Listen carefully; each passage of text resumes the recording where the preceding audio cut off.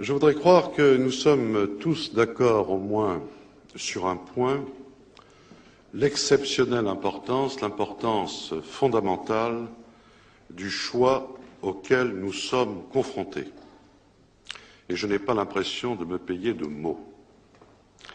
C'est en tout cas avec gravité que je viens inviter cette Assemblée à opposer l'irrecevabilité au projet de loi constitutionnelle qui lui est soumis, projet que le gouvernement nous présente comme préalable à la ratification des accords de Maastricht, négociés le 10 décembre 1991 par les chefs d'État et de gouvernement des pays membres des communautés européennes et signé le 7 février dernier. Cette irrecevabilité se fonde sur le fait que le projet de loi viole de façon flagrante le principe suivant lequel la souveraineté nationale est inaliénable et imprescriptible, ainsi que le principe de la séparation des pouvoirs, en dehors duquel une société doit être considérée comme dépourvue de constitution. Il existe en effet, au-dessus même de la charte constitutionnelle, des droits naturels, inaliénables et sacrés, à savoir pour nous les droits de l'homme et du citoyen tels qu'ils ont été définis par la Déclaration de 1789. Et quand l'article 3 de la Constitution du 4 octobre 1958 rappelle que la souveraineté nationale appartient au peuple, il ne fait que reconnaître le pacte originel qui est depuis plus de 200 ans le fondement de notre État de droit. Nulle assemblée ne saurait donc accepter de violer délibérément ce pacte fondamental. La question de la séparation des pouvoirs se pose dans les mêmes termes. Aucune assemblée n'a compétence pour se dessaisir de son pouvoir législatif par une loi d'habilitation générale dépourvue de toute condition précise quant à sa durée et à sa finalité. A fortiori, aucune assemblée ne peut déléguer un pouvoir qu'elle n'exerce qu'au nom du peuple. Or, le projet de loi qui nous est soumis comporte bien une habilitation d'une généralité telle qu'elle peut être assimilée à un blanc-seing. Et nous voilà confrontés à une situation tout à fait extraordinaire dans notre histoire constitutionnelle, puisque pour la première fois, on demande au Parlement de constitutionnaliser par avance des textes qui n'existent pas encore et qui ne seront, pour la plupart, même pas soumis à sa ratification dès lors qu'il s'agira de normes communautaires directement applicables. On demande donc au Parlement, qui n'en a pas le droit, rien de moins que d'abandonner sa compétence législative aux organes communautaires chaque fois que ceux-ci le jugeront nécessaire pour l'application du traité. Ayant ainsi fait référence à la Déclaration des droits de l'homme et du citoyen, qui est violée 2 fois par le projet de loi, je pourrais considérer ma tâche comme accomplie. Néanmoins, tout en conservant présente à l'esprit cette observation préalable qui sous-entend tout mon propos, j'entends traiter le sujet en ne négligeant aucune de ses composantes. Ce n'est pas mon fait si le débat constitutionnel et le débat sur l'avenir européen sont étroitement imbriqués, le projet de révision venant avant le projet de ratification. Alors autant en convenir déjà entre nous, vous l'avez déjà fait, messieurs les ministres, implicitement cet après-midi, il n'y a en vérité qu'un seul débat. Un seul débat qui ne peut être découpé en tranches successives. Et comme ce débat sera clos dès lors que nous nous serons prononcés sur le projet de révision, autant l'entamer tout de suite et dans sa totalité. De même, et sans vouloir verser dans un manichéisme que je réprouve, il nous faut également convenir qu'il n'y a rien à amender. Plutôt que de procéder à un toilettage minutieux de nombreuses dispositions constitutionnelles, vous avez préféré pratiquer une sorte de lessivage à grande eau. À ce qui aurait pu passer pour une naïveté coupable, vous avez ainsi préféré le risque de l'astuce. Il est vrai que sinon, vous auriez été contraint de modifier 9 articles au moins du texte constitutionnel, dont certains sont particulièrement sensibles et symboliques. Vous auriez été contraint de surcroît, et en toute logique, de déconstitutionnaliser la Déclaration des droits de l'homme et du citoyen. Vous avez reculé et l'on vous comprend. Au point d'ailleurs d'esquiver vos responsabilités dans la dénomination même du projet qui nous est soumis. Il ne s'agit même pas, si je m'en tiens à son libellé, d'un projet de loi de révision, mais d'un projet de loi constitutionnelle ajoutant à la Constitution un titre supplémentaire. Je ne peux évidemment applaudir à cette démarche, mais je reconnais que cela ne change rien au fond. Je vous concéderai même que ce blanc-seing que vous sollicitez est en cohérence avec les perspectives que vous ouvrez. Je vous rejoins donc quand vous affirmez que Maastricht n'est pas renégociable. Et on ne changera pas le traité par le biais d'une manipulation de la révision constitutionnelle. Toutes les garanties, précisions, corrections, conditions dont on nous parle relèvent à mes yeux de l'illusion. La révision, la ratification, c'est à prendre ou à laisser. C'est assez dire qu'il ne m'est pas possible de séparer l'appréciation constitutionnelle de l'analyse critique des accords. Dès lors qu'on nous demande de changer la Constitution dans le seul but de ratifier le traité de Maastricht, nous ne pouvons nous prononcer sur la réforme constitutionnelle sans mesurer à quoi nous engage ce traité. Ce faisant, je me plie, je n'ai guère le choix, à la procédure, à la méthode imposée par le président de la République. L'inconstitutionnalité que je soulève est du reste inséparable du regret que suscite en moi le non-recours à l'article 11 de la Constitution qui impliquait le référendum direct. Allez dire à d'autres, pour justifier ses habiletés tactiques, que la procédure de l'article 89 rend sa dignité au Parlement. Convenez que l'argument est plutôt singulier au moment où l'on nous demande de diminuer encore le pouvoir réel du Parlement. Je le proclame donc d'emblée. Dès lors que l'entrée de la France dans l'Europe de Maastricht constitue bien l'acte historique qu'a évoqué le président de la République, il serait normal, nécessaire, légitime, indispensable que la parole soit donnée au peuple. Non point que je conteste la légitimité de cette Assemblée. Je ne me suis pas associé au cœur de ceux qui, il y a quelques semaines, ne trouvaient pas de mots assez durs pour l'abaisser, pour réclamer sa dissolution, voire même proposer son autodissolution. Je constate d'ailleurs la contradiction dans laquelle s'enferment aujourd'hui nombre d'entre eux en se refusant à l'idée d'un référendum. Ce que je veux seulement dire, c'est que le recours à la voie parlementaire est contraire à l'esprit de notre pacte social, car ce que le peuple a fait, seul le peuple peut le défaire. C'est en outre une faute politique lourde, car c'est refuser de donner à un engagement aussi grave la sacralisation dont il a besoin. Et ne changerait rien à l'affaire la manœuvre qui consisterait ultérieurement à ne faire ratifier par le peuple que ce que le Parlement aurait déjà décidé.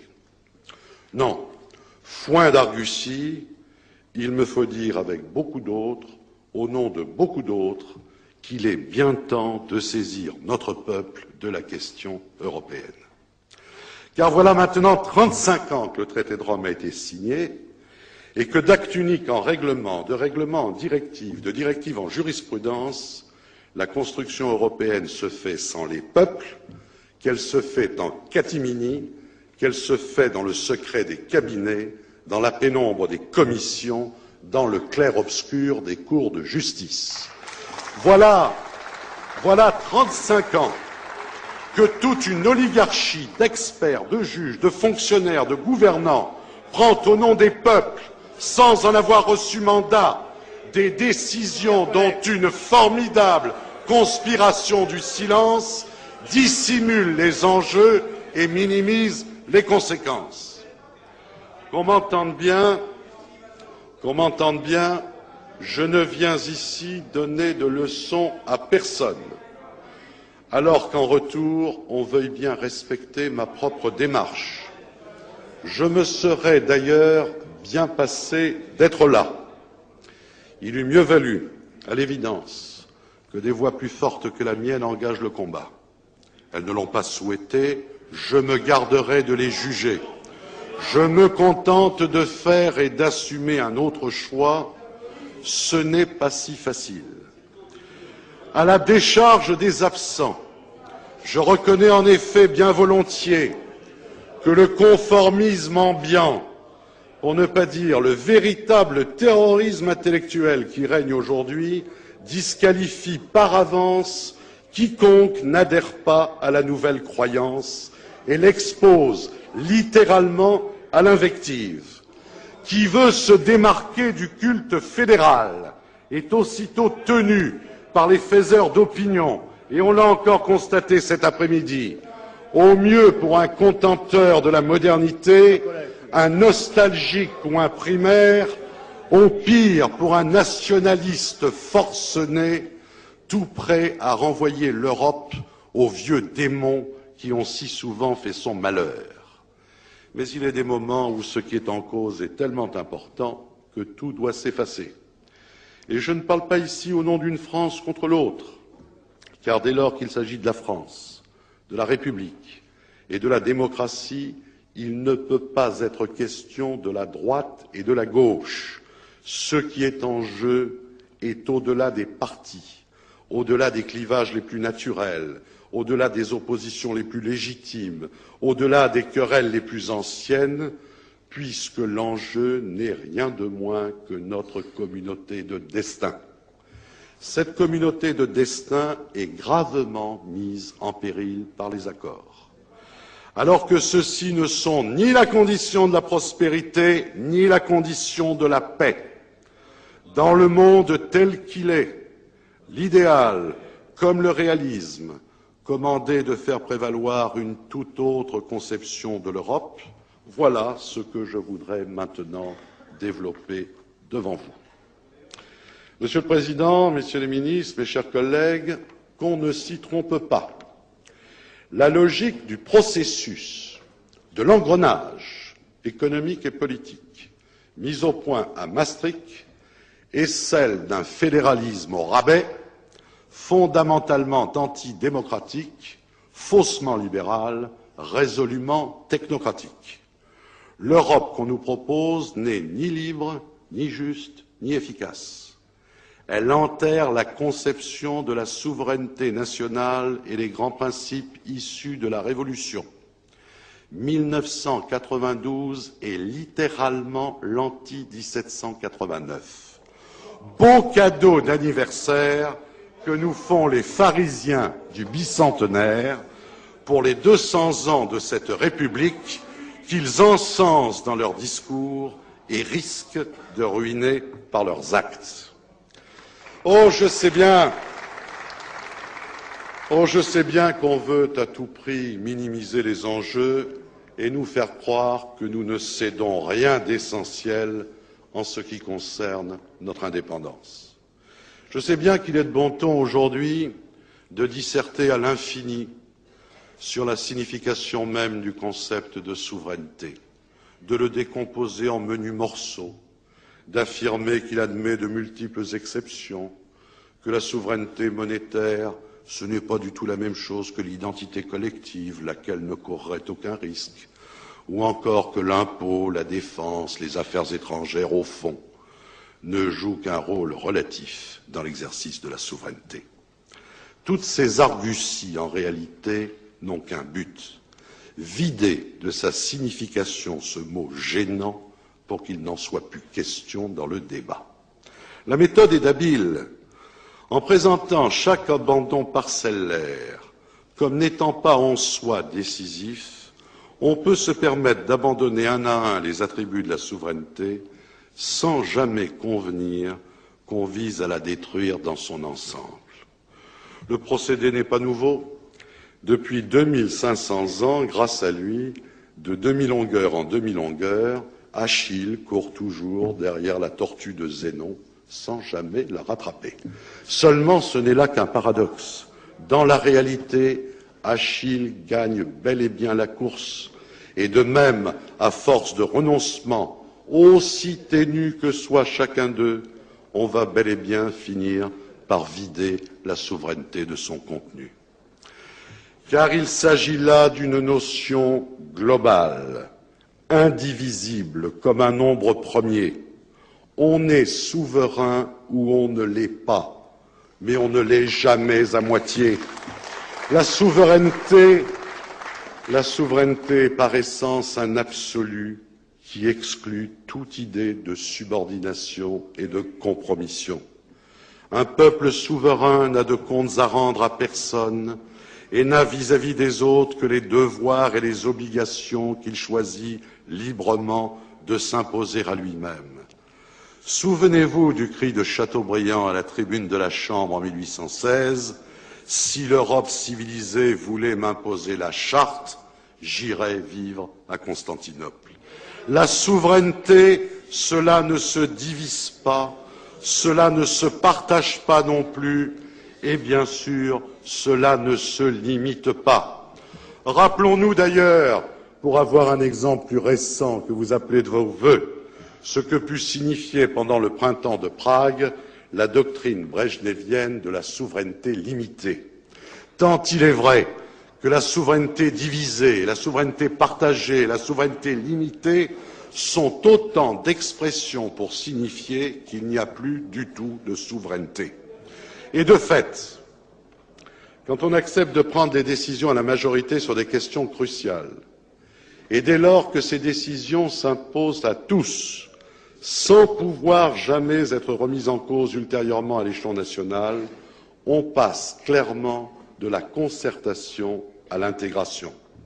Aussi, quand on nous dit que les accords de Maastricht organisent une union d'États fondée sur la coopération intergouvernementale, on travestit délibérément la réalité. Tout au contraire, ces accords visent à rendre inapplicable le droit de veto et à créer des mécanismes qui échappent totalement aux États.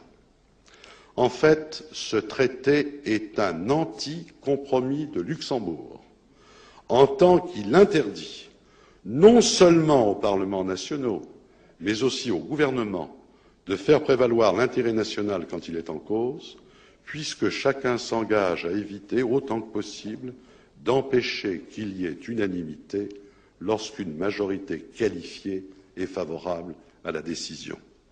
Cela est vrai pour la politique monétaire et pour la politique sociale, mais cela sera vrai aussi pour la politique étrangère et la politique de défense.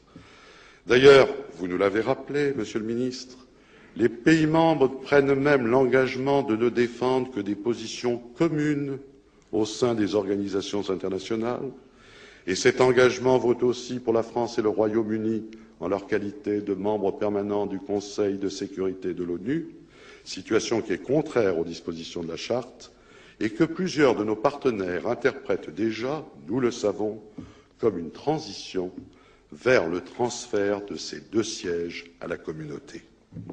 Tout ce dispositif est donc fort peu respectueux de la souveraineté des États membres